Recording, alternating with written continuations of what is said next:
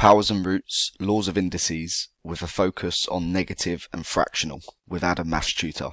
Here are the beginner questions, which are some of the easiest types of questions that you're likely to find on this topic. Firstly, we need to evaluate 4 to the power of negative 2. Firstly, we can work out what 4 to the power of 2 is, which would give us 16. And you can evaluate powers that have a negative index by taking the reciprocal of the base, or by turning it upside down.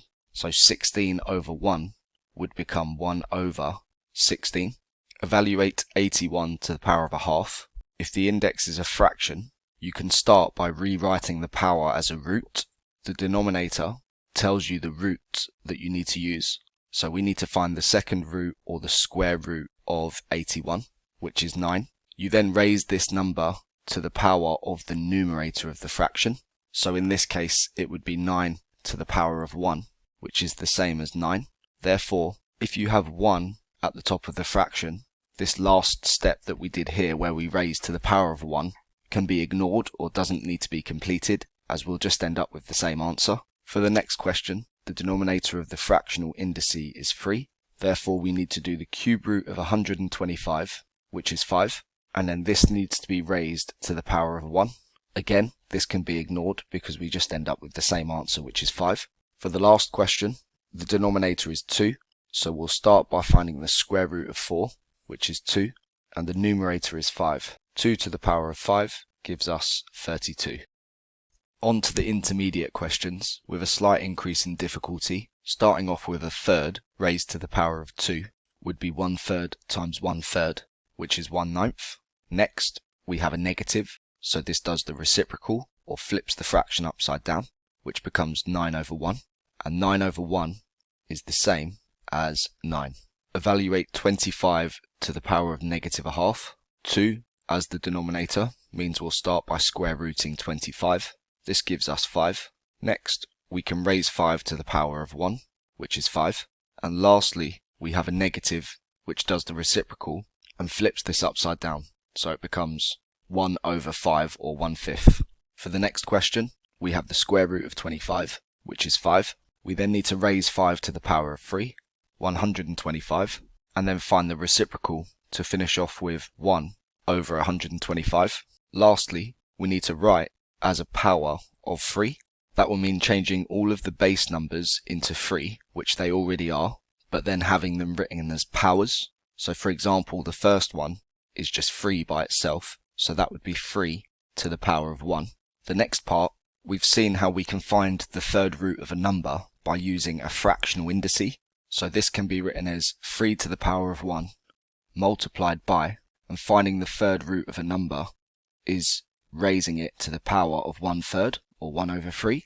Once we have it written in this way, we can just use the multiplying rule with laws of indices, where the base numbers are the same, and we're multiplying, we can add these indices together, which would be 3 to the power of 1 and 1/3, and we tend to write these as improper fractions as opposed to mixed numbers, so 1 and 1/3 would be the same as 4 over 3.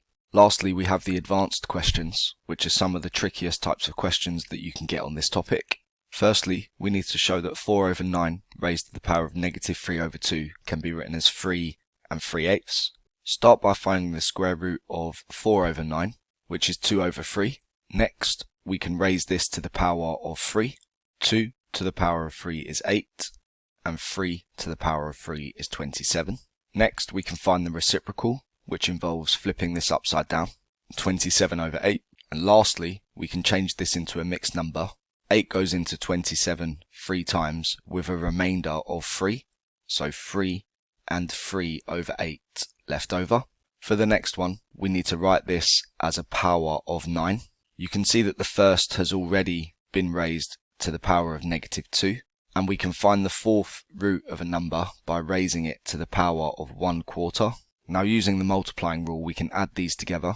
Negative 2 plus 1/4 is negative 1 3/4, which is the same as 9 to the power of negative 7 over 4 when written as an improper fraction. Lastly, we need to write this as a power of 3. Notice how both of these base numbers are not 3. We need to change them so that they are. Starting with the top one, 81 can be written as 3 to the power of 4. And then for the denominator, we need to do the cube root of, and then 9 can be written as 3 to the power of 2.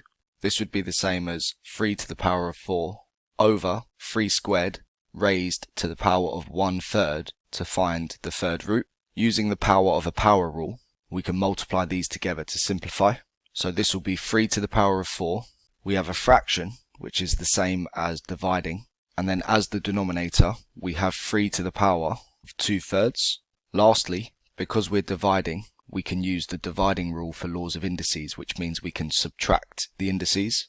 So 4 take away 2/3 is 3 to the power of 3 and 1/3, which when changed to an improper fraction would be 3 to the power of 10 over 3. Before you go, have a look through this solution that I provided to a question similar to the intermediate one. I may have made some mistakes. See if you can pause the video and either tell me what they are or write some corrections in the comments below. Thanks for watching. If you found that video useful, don't forget to hit the like button and leave a comment. If you're struggling with maths or finding topics difficult, you can subscribe and turn on notifications to receive regular updates about new video tutorials.